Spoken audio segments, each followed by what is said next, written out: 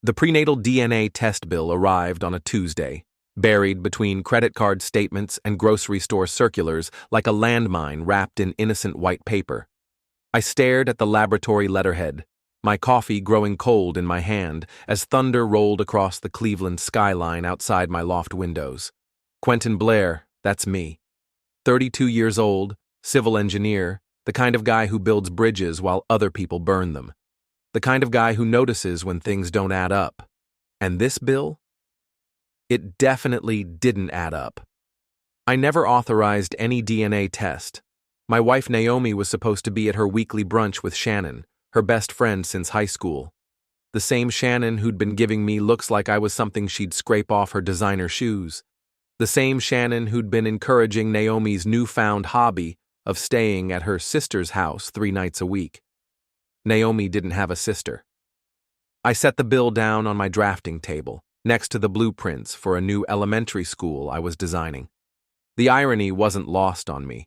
Here I was, planning spaces for other people's children while my own marriage crumbled around me like a poorly constructed foundation. The rain started hitting the windows harder, matching the rhythm of my pulse. I'd been an idiot, hadn't I? All those nights when Naomi came home smelling like unfamiliar cologne, claiming she'd been helping her sister with relationship problems. All those times she'd rolled her eyes when I suggested we start trying for kids, only to announce her pregnancy 3 months ago with the enthusiasm of someone reporting a minor inconvenience. "The timing isn't great," she'd said, not looking up from her laptop where she was working on some freelance graphic design project. "But I guess we'll make it work." Not exactly the reaction I'd dreamed of when I imagined starting a family. My phone buzzed. A text from Naomi. "Brunch running late. Don't wait up for lunch." It was already 2 in the afternoon. I walked to our bedroom, my work boots echoing on the exposed brick floors of the loft I'd bought and renovated myself back when I thought I was building something permanent. Back when Naomi used to call it our little castle instead of this cramped place. Her bedside drawer stuck like it always did. I'd been meaning to fix it for months, but Naomi had snapped at me the last time I'd suggested it. "Not everything needs to be your project, Quentin." Inside, beneath old magazines and hair ties, I found what I was looking for. A folded piece of paper with the same laboratory letterhead as the bill. My hands shook as I opened it. The results were clear, typed in cold, clinical language that somehow made the betrayal feel even more real. The biological father of Naomi's unborn child was listed as Liam Foster. I knew that name. Liam Foster, her high school boyfriend. The one she'd claimed was just a friend when they'd reconnected on social media 6 months ago. I sat on the edge of our bed, my bed since I'd paid for it, and felt something inside me break. Not my heart, exactly. Hearts break, with a sharp, clean snap. This was more like watching a building collapse in slow motion, each support beam giving way until nothing was left but rubble. My phone rang. Naomi. "Hey babe," she said, her voice artificially bright. "Shannon's having a crisis with Brad again. I might stay over tonight to help her through it." "Sure," I said, my voice surprisingly steady. "Take all the time you need." "Really? You're not going to guilt-trip me about missing dinner?" "Nope. I think I'll order pizza and work on the Henderson project." "Okay, well, I'll see you tomorrow then." She hung up without saying she loved me. When was the last time either of us had said those words? I looked around the bedroom we'd shared for 2 years. Naomi's clothes scattered across the chair I'd built from reclaimed wood. Her makeup covering the dresser I'd refinished. Her books stacked on the shelves I'd installed. Everything I'd built, she'd inhabited. And now she was carrying another man's child while expecting me to play the role of grateful husband and father. I thought about my dad, who'd worked construction for 30 years and never complained, even when his back gave out and forced him into early retirement. He'd taught me that a man takes care of his responsibilities, no matter what. But he'd also taught me that respect is a two-way street. "Son," he'd said when I'd told him I was getting married. Love is about choosing someone every day, but they have to choose you back. Naomi had stopped choosing me months ago, maybe longer. I walked back to the kitchen and pulled out my laptop. If I was going to do this, I was going to do it right, methodically. Like any good engineering project, it required proper planning and execution. First, I researched tenant rights in Ohio. Since Naomi had never been on the lease and had never contributed to the mortgage, she had no legal claim to the loft. I could evict her with 30 days' notice, delivered in writing. Second, I canceled the joint credit cards I'd foolishly added her to last year. The accounts were in my name, with my credit backing them. She'd racked up nearly $8,000 in charges over the past 6 months. Designer clothes, expensive dinners, weekend trips with Shannon that I was now realizing probably weren't with Shannon at all. Third, I started packing. Naomi owned more clothes than a small boutique, but most of it was cheap fashion that looked expensive. I folded everything neatly into the storage bins I kept in the basement, the same bins I used for seasonal decorations and camping gear. Each piece of clothing felt like evidence of a life I'd never really understood. The jewelry box I'd given her for our first anniversary was nearly empty. She'd been wearing her wedding ring less and less lately, claiming it was uncomfortable due to pregnancy swelling.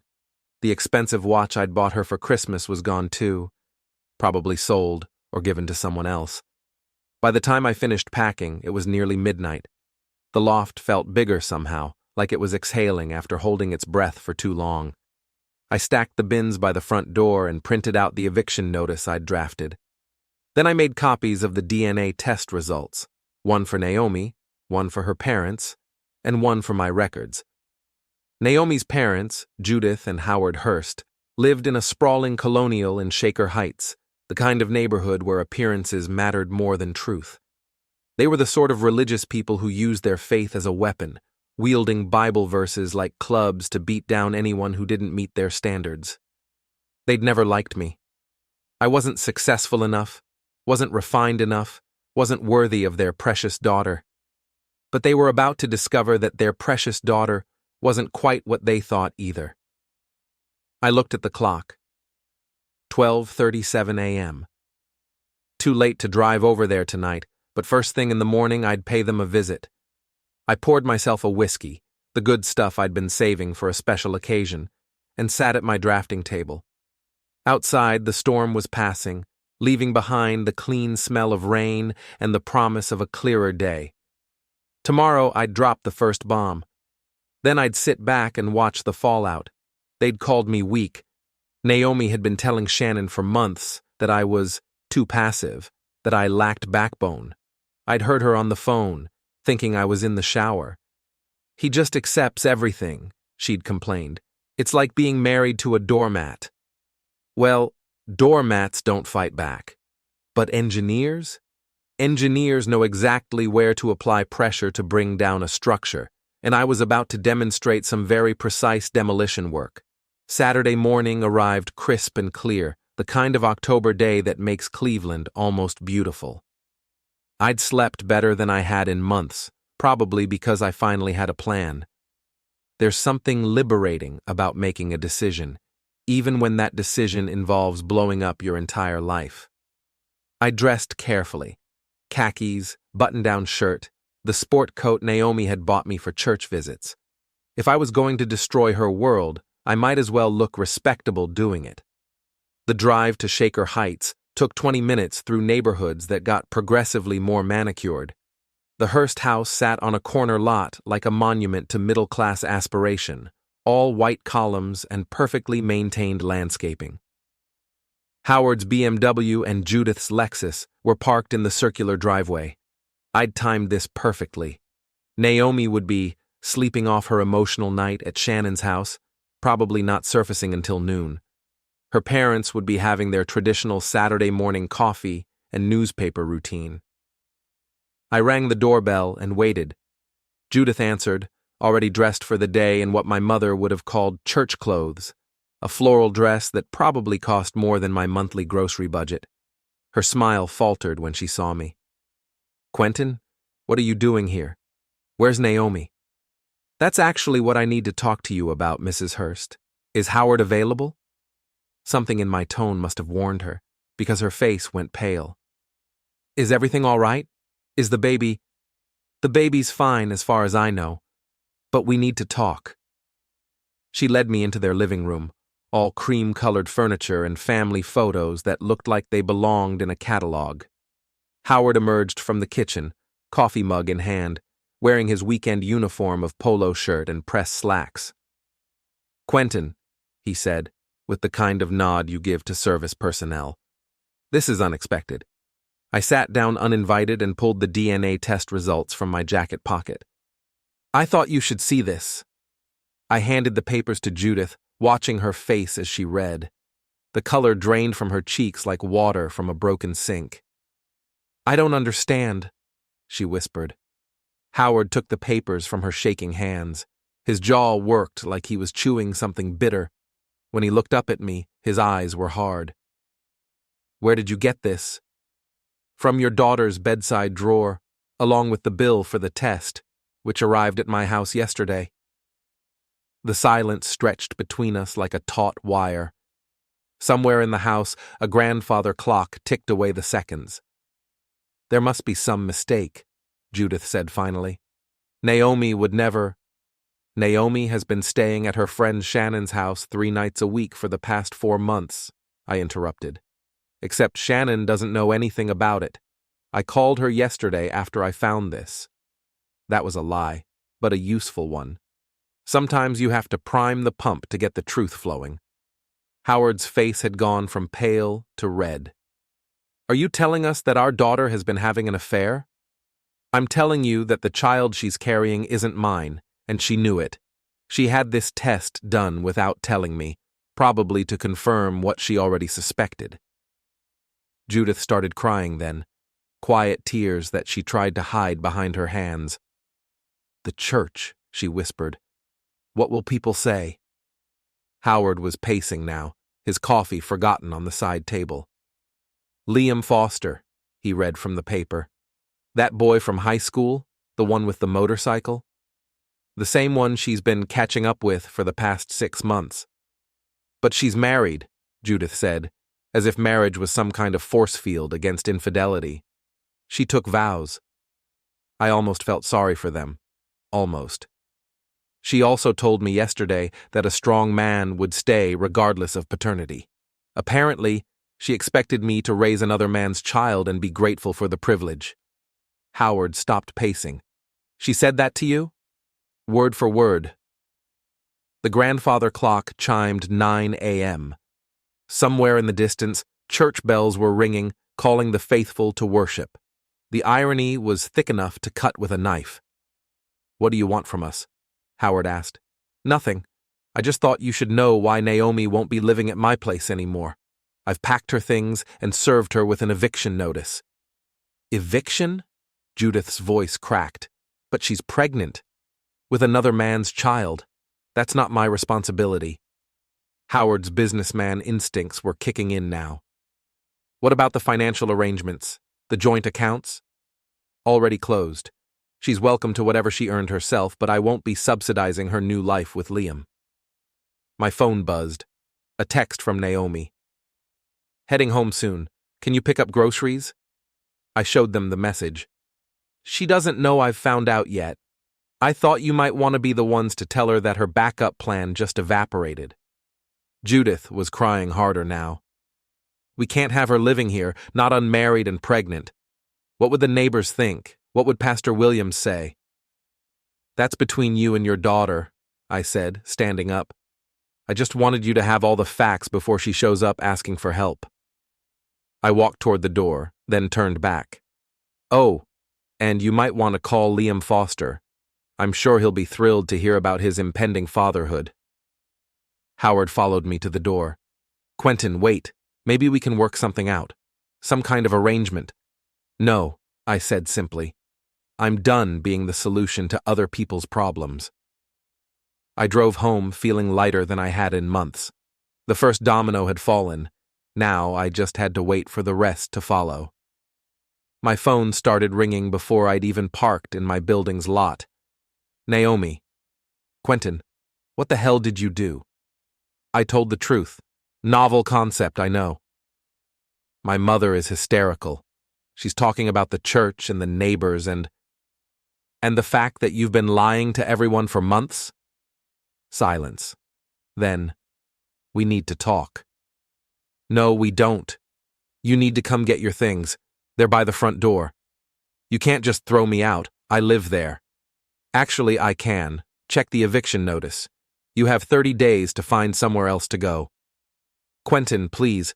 I know you're upset, but we can work through this. Couples therapy doesn't fix paternity, Naomi. I hung up and turned off my phone. Back in the loft, I made myself breakfast and tried to remember the last time I'd eaten a meal in peace. The silence felt good, clean, like the air after a thunderstorm. I was halfway through my eggs when someone started pounding on the door. The pounding continued for a full 5 minutes before it stopped. Then my phone started buzzing with texts, even though I'd turned it off. Apparently, Naomi had figured out how to make calls go through anyway. I ignored it all and finished my breakfast. When I finally looked outside, I saw Naomi's Honda parked at an angle across 2 spaces, like she'd been in too much of a hurry to care about parking properly. She was sitting on the front steps of my building, crying loudly enough that Mrs. Patterson from 2B was watching from her window. Perfect. Let the whole neighborhood see.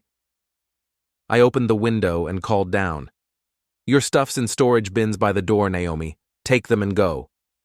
She looked up at me, mascara streaking down her cheeks. Quentin, please, just let me come up so we can talk about this like adults. Adults don't commit paternity fraud. Mrs. Patterson's window opened wider. She wasn't even pretending not to listen anymore. You're embarrassing yourself, I called down. And me. Just take your things and leave. I'm not going anywhere until you let me explain. I closed the window and went back to my drafting table. Let her sit there. Let the whole neighborhood watch her melt down. I had work to do. My phone buzzed again. This time, it was Shannon. Quentin, what the hell is wrong with you? Naomi is sitting outside your building crying her eyes out. Then maybe you should go comfort her. Isn't that what best friends are for? She's pregnant, you asshole. Yes, she is. Just not with my child. Silence. Then, what are you talking about? Ask her about the DNA test. Ask her about Liam Foster. I hung up and turned my phone off completely. An hour later, the pounding started again. This time it was accompanied by shouting. Quentin, open this door right now. We need to talk. I looked out the window. Shannon had arrived, along with 2 other women I recognized from Naomi's social circle. They were clustered around the building entrance like a support group for the morally bankrupt. Time for phase 2. I grabbed my gym bag and headed for the back exit.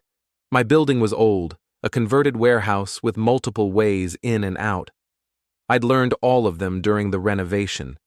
The boxing gym was a 20-minute drive through neighborhoods that got progressively less gentrified. Coach Rick's place occupied the bottom floor of an old brick building that had probably been a factory once. It smelled like sweat and leather and honest work. Rick was in his 50s, a former middleweight who'd never quite made it to the big time, but had found his calling training guys like me. Guys who needed to hit something but were smart enough to do it legally. You look like hell, he said when I walked in. And you're early. Saturday sessions don't start until 2. I need to hit something, coach, and I need advice. He pointed to the heavy bag. Start with the hitting. We'll work on the advice. I wrapped my hands and started throwing punches. Left jab, right cross, left hook. The rhythm was meditative, each impact sending shockwaves up my arms and clearing my head a little more. Woman trouble? Rick asked after I'd been at it for 10 minutes. Wife trouble, soon to be ex-wife trouble. She cheat? Pregnant with another man's kid. Rick whistled low. That's a tough break, son. What are you going to do about it? I threw a particularly hard right cross. I'm going to destroy her. Easy there, Mike Tyson. Destroy her how? I told him about the DNA test, the eviction, the visit to her parents. Rick listened without interrupting, occasionally nodding or grunting approval. "So far, so good," he said when I finished. "All legal, all smart. What's next?" "I'm thinking about her support network, her friends, her business contacts, her social standing. She's built her whole life on lies and manipulation.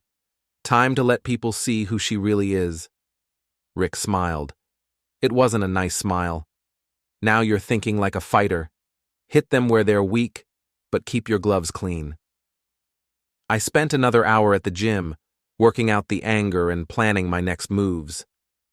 By the time I left, I felt focused, calm, ready.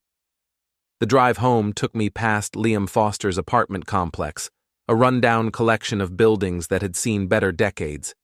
His motorcycle was parked outside, along with a beat-up Camaro I didn't recognize. I pulled into the parking lot and sat there for a minute, thinking. Then I got out and walked over to his bike. Liam had always been proud of that motorcycle, a vintage Harley he'd spent years restoring. He'd posted pictures of it all over social media, bragging about the work he'd done on it. I pulled out my phone and took several pictures of the bike, including the license plate. Then I walked around to his car and did the same thing. Information was ammunition, and I was building an arsenal. Back at the loft, the storage bins were gone from the front steps. So was Naomi. Mrs. Patterson was still at her window, though. "She took her things about an hour ago," she called out when she saw me. "Crying the whole time." That poor girl, was about to get a lot poorer. I spent the rest of the day on my laptop, doing research. Social media was a goldmine of information if you knew how to look. Naomi's Instagram showed her with Liam at restaurants I couldn't afford, wearing clothes I'd never seen, living a double life in plain sight. Shannon's Facebook was even more revealing, posts about girls' weekends that coincided exactly with Naomi's supposed visits to her sister. Pictures of Shannon and Naomi at clubs and bars, often with men I didn't recognize. But the real treasure was Naomi's LinkedIn profile. She'd been listing herself as single on professional networking sites for the past 6 months, describing herself as an independent creative professional rather than a married woman. I screenshotted everything. Then I started making phone calls. Naomi's biggest client was a local restaurant chain that hired her to design their marketing materials. The owner, Marcus Chen, was a family man who took a dim view of dishonesty in his business relationships. "Mr. Chen, this is Quentin Blair, Naomi Hurst's husband. I wanted to give you a heads up about some personal issues that might affect her work quality in the coming months." The conversation was brief and professional. I didn't lie about anything. I simply provided information and let him draw his own conclusions.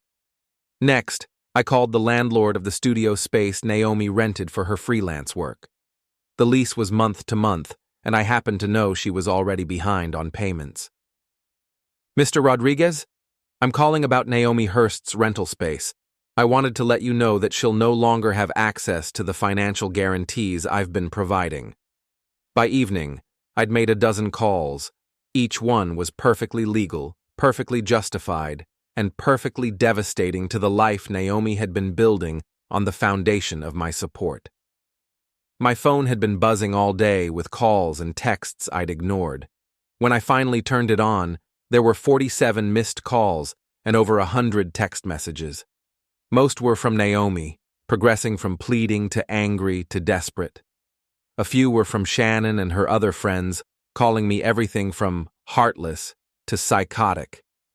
But the most interesting one was from Liam Foster. "We need to talk. Meet me at Murphy's Bar on Detroit Avenue, 9 p.m. I looked at the clock. 8:30. Perfect timing for Phase 3. Murphy's Bar was the kind of place where men went to drink away their problems and occasionally create new ones. The lighting was dim. The music was loud enough to cover conversations, and the bartender had the good sense to mind his own business. Liam was already there when I arrived, hunched over a beer at a corner table like he was trying to disappear into the shadows. He looked older than I remembered, softer around the edges. The motorcycle rebel image didn't quite work when you were pushing 35 and living in a one-bedroom apartment. I bought a whiskey at the bar and walked over to his table. Liam.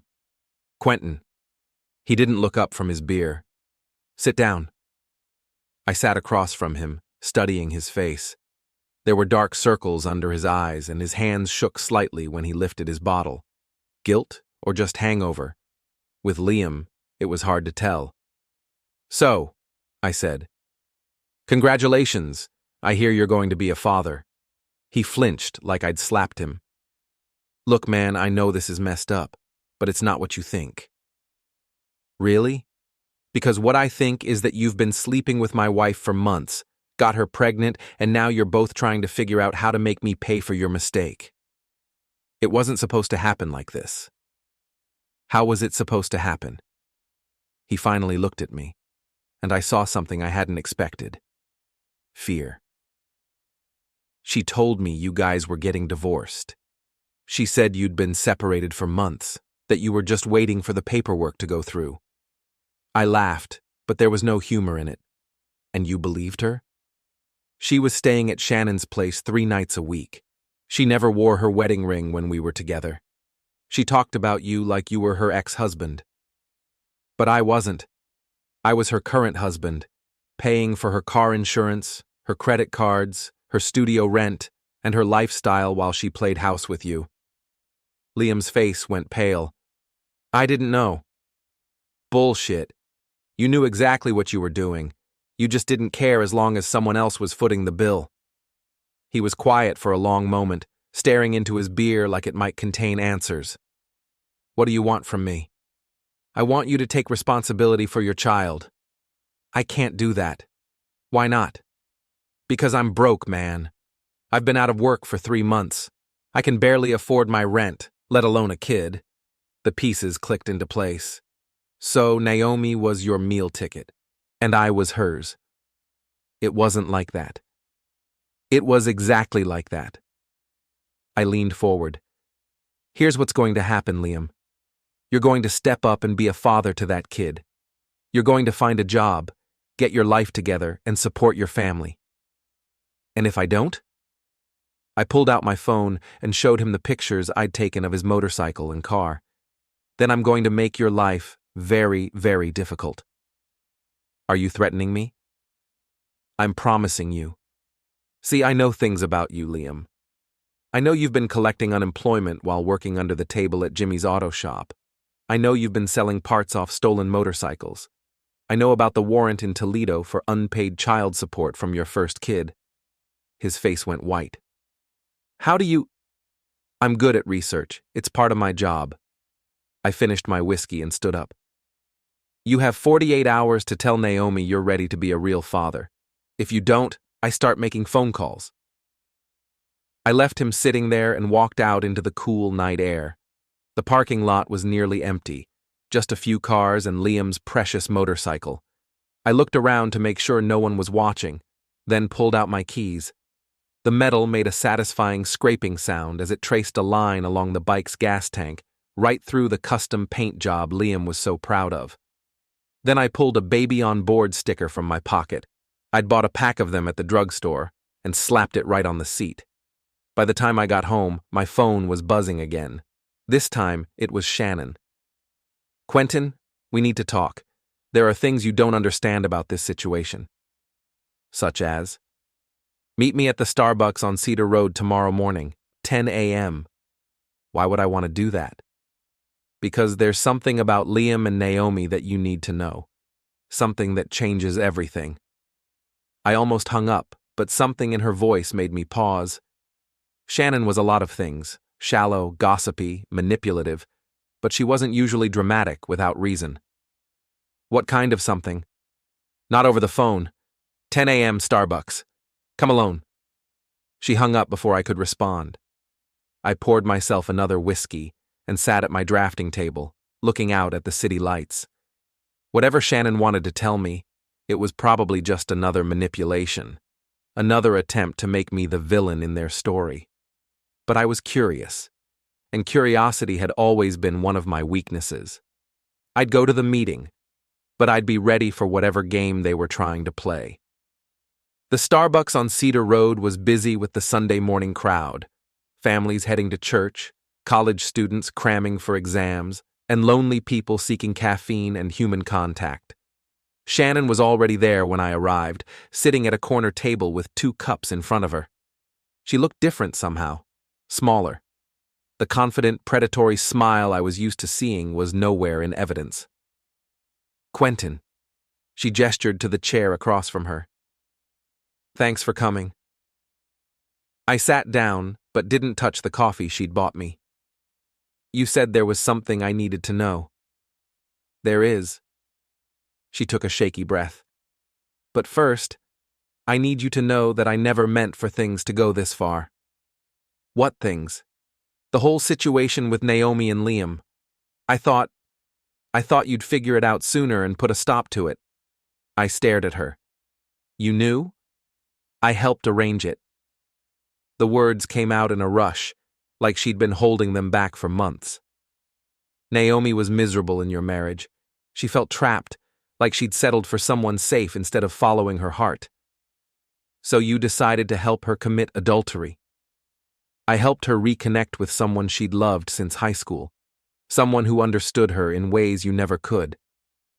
The casual cruelty of it hit me like a physical blow. "And the pregnancy?" Shannon's face crumpled. "That was an accident. Naomi was supposed to be on birth control, but she forgot to take her pills during one of their weekends together." "Weekends together?" "The nights she told you she was staying with me? She was with Liam. I covered for her because I thought she deserved to be happy." I felt something cold settle in my chest. "How long?" 6 months. Maybe 7. "And you never thought to tell me?" "I thought you'd figure it out. You're supposed to be smart, right? An engineer? I kept waiting for you to notice the signs, to confront her, to fight for your marriage. I was supposed to fight for a marriage that didn't exist." Shannon leaned forward, her eyes bright with tears. "She does love you, Quentin. In her own way. She just loves him more." "And now?" "Now she's terrified. Her parents have cut her off completely. The church has been calling, asking questions about her situation. Her biggest client dropped her yesterday." I didn't mention my role in that last development. "What about Liam?" Shannon's face twisted with something that might have been discussed. "Liam is a coward. He's been avoiding her calls since Friday. I think he's planning to disappear." "And you're telling me this why?" "Because—" She hesitated, then seemed to make a decision. "Because I think I made a mistake. A huge mistake. And because there's something else you need to know." She pulled out her phone and showed me a text conversation. The messages were between her and Liam, dating back months. "Read the highlighted parts." I scrolled through the messages, my anger growing with each exchange.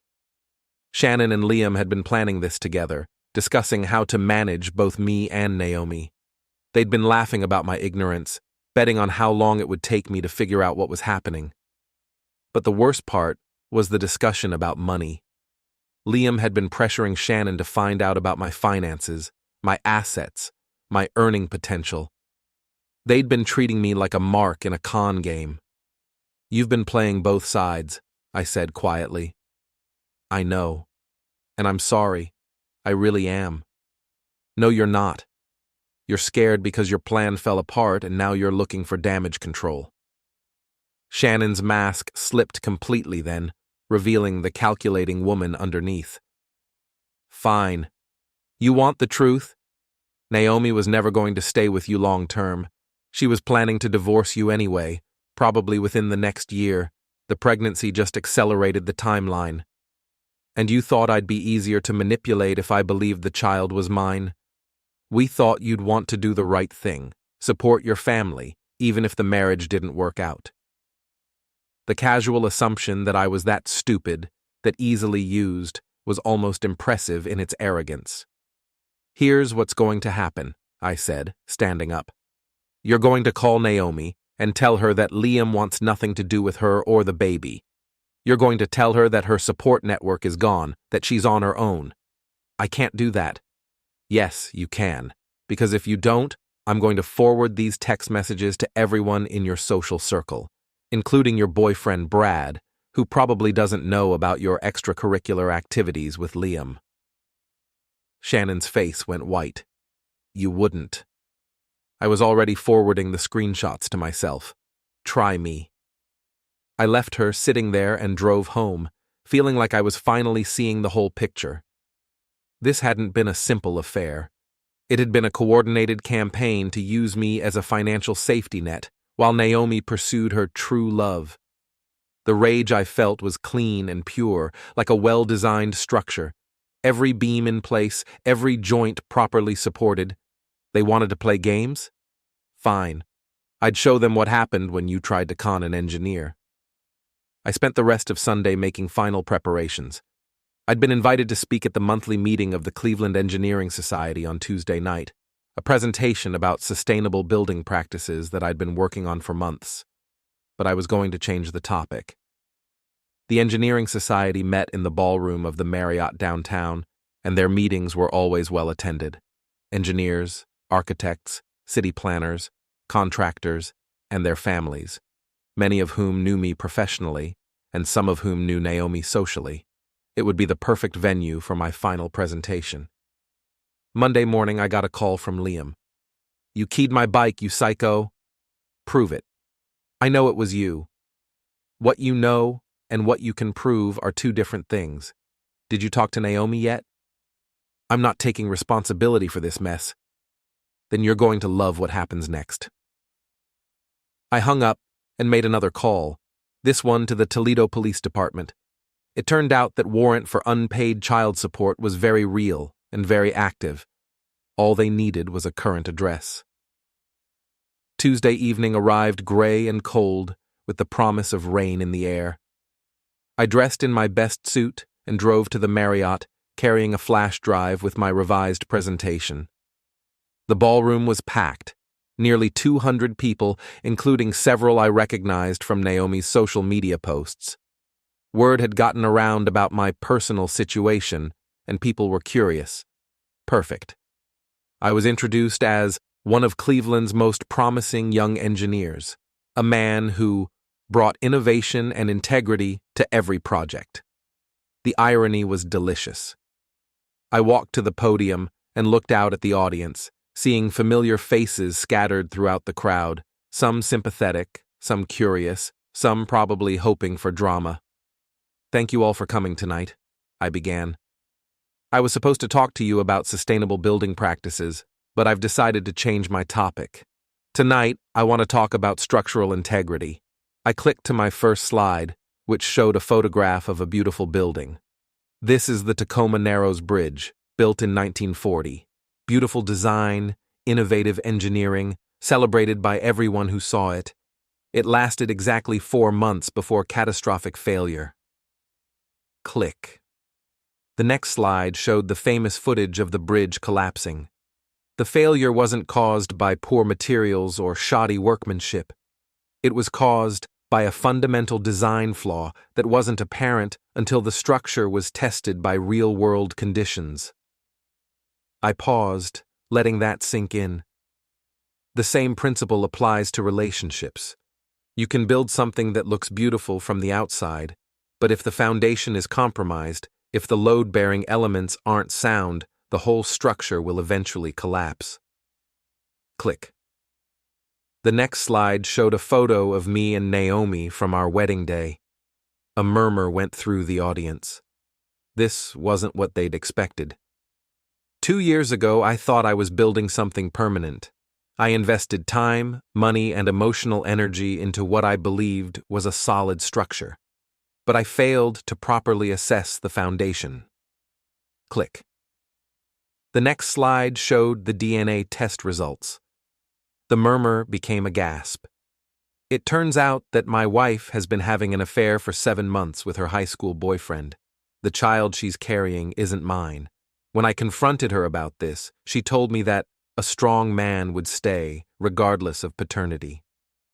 I looked out at the audience, seeing shock, sympathy, and in a few cases, recognition. Some of these people had suspected. Some had probably known. But here's the thing about structural engineering. When you discover a fundamental flaw, you don't just patch it over and hope for the best. You either rebuild from the ground up, or you condemn the structure as unsafe. Click. The next slide showed screenshots of Shannon's text messages with Liam. This wasn't a simple affair. This was a coordinated effort to defraud me, orchestrated by my wife and her best friend, with the goal of using me as financial support while she pursued her relationship with another man. The audience was completely silent now. They assumed I was weak, that I would accept being used because I was safe and stable and wouldn't fight back. They were wrong. Click. The final slide showed a photo of Naomi's storage bins stacked by my front door. Sometimes the best engineering solution is controlled demolition. Clean, precise, and thorough. I closed my laptop and looked out at the audience. That concludes my presentation. Thank you for your time. The applause started slowly, then built to something that sounded almost like approval. I gathered my materials and walked off the stage, feeling lighter than I had in months. My phone was buzzing before I reached the parking lot. Texts, calls, voicemails. The story would be all over social media within hours, shared and reshared, until everyone in our social circle knew exactly what had happened. The final demolition was complete. I drove home through the rain, thinking about what came next. I had a life to rebuild, a career to focus on, and for the first time in months, I felt like I had a solid foundation to build on. My phone rang one last time. Naomi. Quentin, please, I'm begging you, I have nowhere to go. No money, no job, no family support. I'm scared. You should be, I said. You made your choices. Now you get to live with the consequences. I'm pregnant. I need help. Then call the father of your child. Oh, wait. He's probably on his way to Toledo to deal with that warrant for unpaid child support. Silence. Then quietly, I never meant for it to happen like this. Yes, you did. You planned every bit of it. You just didn't plan for me to fight back. I hung up and turned off my phone. Back in my loft, I poured myself a whiskey and sat at my drafting table.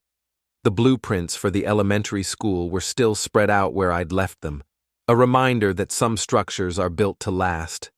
Outside, the rain continued to fall, washing the city clean. I'd been called weak, passive, a doormat. But sometimes the strongest thing you can do is walk away from a structure that can't be saved. Sometimes the most powerful response is to stop playing a game you were never meant to win. They'd wanted a villain. They got one. And he'd turned out to be a lot more dangerous than they'd ever imagined. The revenge was complete, surgical, and devastating. Naomi was alone, broke, and pregnant with a child whose father was either in jail or in hiding. Shannon's relationship was destroyed.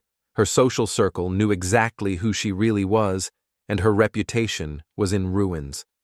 Liam was facing jail time and had lost everything he cared about. And me? I was free. Free to build something new, something real, something with a foundation that could actually support the weight of a life. I raised my glass to the city lights outside my window. Here's to structural integrity, I said to the empty room.